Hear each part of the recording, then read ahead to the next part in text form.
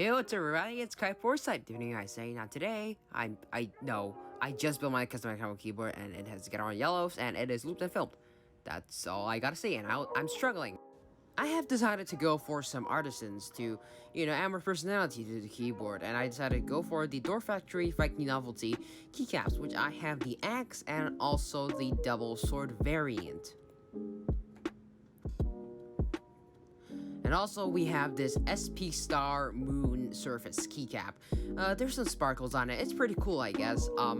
And it is a keycap from SP Star. I don't know what else to say. I guess we're gonna move on to the sound test right after this little bit.